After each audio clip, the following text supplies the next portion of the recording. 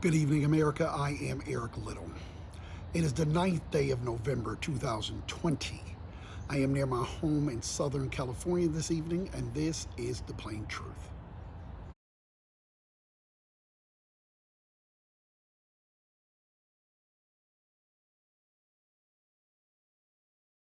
So, the election is over with. I wasn't around on Saturday to talk to you guys about how I feel, but I imagine I feel like most people felt a sense of relief, a sense of a weight being lifted off of me. I forgot who said it. One of the poets said, I hope that I do my job in such a way that when I lose my job, there isn't dancing in the streets worldwide. And that's what happens. When they were ringing the bell in Paris, that ought to tell you everything you needed to know. There were a lot of tweets from around the world. I believe it was the mayor of Paris who tweeted 3 words which I think best described where we are now. It just said, "Welcome back, America." I think that there was a sense of relief, and people just felt like they could breathe again. I have a daughter that's pregnant. She was crying. She said, I just didn't want to bring my child into a world with him as the leader. So she can breathe a sigh of relief on that. I'm not going to get into the speeches that Joe Biden and Kamala Harris made, which, people say, well, they were great speeches. They were okay. You know what made them seem great? Because of what they followed. All he said is what people normally say. The election is over. Let's come together to make America better. That's what every president other than this one has said throughout history. And of course, he's whining and crying and he's suing everybody, and that's his MO. We knew that was going to happen. These frivolous lawsuits, of which he's 0 for 10. The man is 0 for 10 in these lawsuits. And most of these lawsuits aren't even things that would do anything, would change the outcome of the election. The one in Pennsylvania was to not count the votes that were mailed before November 3rd, but got there after November 3rd. I think that's ridiculous, but even if he won, which he's not going to, but even if he won, it's only a few thousand votes. You lost Pennsylvania by like 40,000. So you lose by 38,000? I don't know what is the point of that. Most of these are just dumb stuff. He wanted the observers to be 6 feet away because of COVID, and the people there told him to be 10 feet away. The reality is that there was a Republican, a Democrat, and an independent that saw every single vote counted. There was a Republican in every room. They had every opportunity to raise their hand if they saw something or they thought something wasn't right. They had every opportunity to raise their hand. Mail-in voting is not illegal. Mail-in voting has been going on for years and years and years. There's nothing illegal about it. It's just that because of COVID, a lot of people don't want to get COVID. There was a lot more mail-in ballots than there were before. That's it. There's nothing improper about it. The reason why it took so long to count was Republicans. It was your fault anyway. When they found out how many people were going to be voting by mail, I'm just going to use Pennsylvania as an example. A lot of states say, you know what, we're going to start counting the mail-in vote as it comes in so that we can have a result on election night. Well, some states, like Pennsylvania, said no. The Democrats went to them and said, why don't we start counting as it comes in? It takes less time if you do it that way because you can count them for weeks and weeks and weeks rather than trying to count them all in a few days. They said no.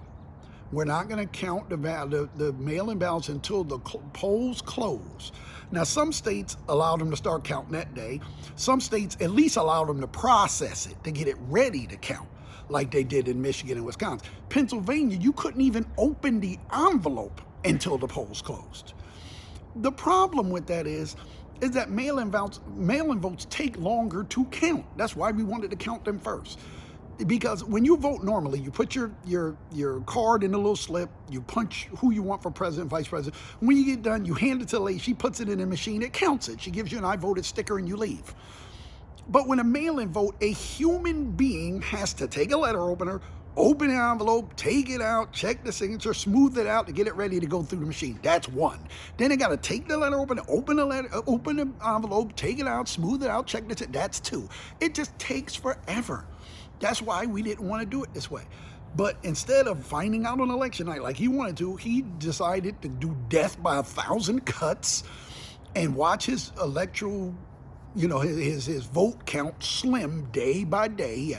At the end of election night, he had in Pennsylvania, a 400,000 vote lead. And then it was 350, and then it was 200, and then it was 120, and then it was 80, and then it was 30. He chose death by 1,000 cuts. And then it was tied, and then it was Biden by 10,000, and then it was Biden by 20,000. You chose that. It didn't have to be that way. There's nothing nefarious about it. It went the same way. It went the opposite way in the other states. Texas counted that first. So when they first flipped on the machine, Texas is closed. It looked like Biden had this huge lead. And then same day votes started coming in. And then it was Biden by 80,000. Then it was Biden by 60,000. Then it was Biden by 20,000. The same thing happened, just in reverse. It was just a matter of when you decided to count the mail-in votes. So you're the one who chose death by 1,000 cuts. The same number of people voted by mail. If you'd have counted voted by mail first, you'd have the same result. It just would have been what happened in Arizona, which is he had a big lead. And same day votes started coming in, whittled down. It wasn't enough. It didn't whittle down enough, but that's what would have happened in Pennsylvania. Trump would have been behind by, hundreds of thousands of votes.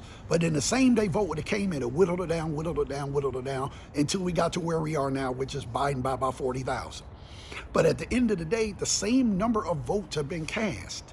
There's no fraud. They haven't found a single instance of fraud, much less widespread fraud. They haven't even found little instances of fraud.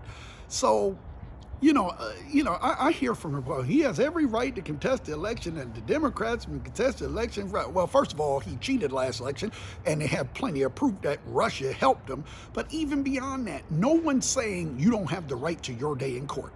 Go to court, sue, do whatever you got to do. But the rest of us are moving on. Right? The networks have called it. Everybody's moved on. People have celebrated. They're going back to work today. People have moved on. The foreign leaders are congratulating. You can sue if you want to, if you got nothing better to do. Now he's actually going to start holding campaign-style rallies, I guess, to rally his base to say that this was fraudulent or whatever. Whatever, dude.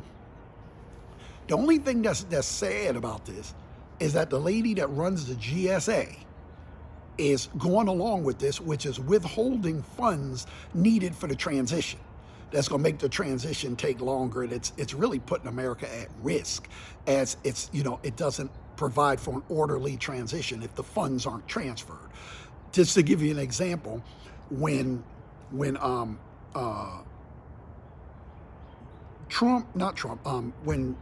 Obama came in, the election ended at about 11 o'clock. Easter. At 1 a.m., 2 hours later, the GSA was already on the phone with the Obama team saying, here's what you need to do to get the money, here's the transfer, here's what you need to do to get this office, that office. They didn't wait. They didn't drag it out for weeks. It's over. You won. Here's the transition. Here's what you need to do. Within 2 hours.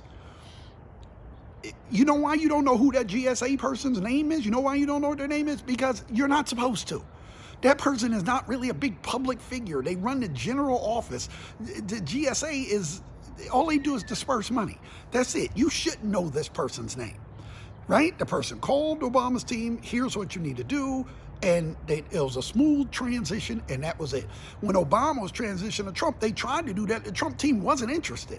They weren't interested in briefings. They weren't interested in how anything worked. They didn't want to do the transfer. They just had better things to do. They hated Obama. They didn't want nothing to do with it. But the reality is, if you hate him, you can hate him if you want to, but there's still things you legally have to do. I'm sure Trump didn't enjoy having his orange son of a gun come to the White House, but he followed tradition. He had him and his wife over. They did the picture, the photo op where the incoming and outgoing president take the picture. He brought him in, told him the ins and outs of, the White House and what areas what, and all this stuff. Now Joe Biden doesn't need that because he was just vice president 4 years ago. He knows where every room is and how. But it's symbolic. It shows the world that this is how it's done. Old president, new president, smooth transition. I think it's interesting to find out because the election's going to be certified. They're going to have the electoral college. All the stuff is going to be worked out. I mean, are you going to wait till then? Because by then you'll have to by law. But most people don't wait that long. So I guess he's going to wait until then to do this. He hasn't invited Joe Biden to the White House. He hasn't called him to say congratulate. Look, you can still have your day in court, but be gracious. I mean, Trump and gracious in the same sentence is silly. But you could still do that while you have your day in court. Nobody's denying you your day in court. But I don't know, maybe I expected more grown-ups to be around him to say, look, dude, it's over. But apparently not. Look, if you want to drag this out for a couple of weeks, at the end of the day, it's going to be the same result. 75 plus million people voted for this man. More people voted for Joe Biden than any man in the history of anything. So, look, I don't know what to tell you. He's just being ridiculous. I knew he was going to be a baby about it, but I'll just say this last thing. Listening to Bill Maher over the last 3 or 4 years saying, Trump's not going to leave. What are you going to do if he's not leaving? He asked all these Democrats that came on the show, well, what are you going to do if he's going to leave? And they said, oh, he'll leave. Whoa, what if he doesn't leave? What are you going to do? And, I thought about it too. And I was really worried about that maybe in the last month or so.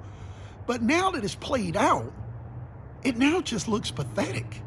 It looks small and pathetic. And it's like, everybody else has moved on. Even the transition teams are working together behind the scenes. They're like, now you look small and pathetic. And like the Secret Service has already moved their detail to Joe Biden's house. It's like, it's moving on, dude, whether you go with it or not. But that's what happens when you hire a baby. And that is the plain truth, as I see it. And I am Eric Little. Good night.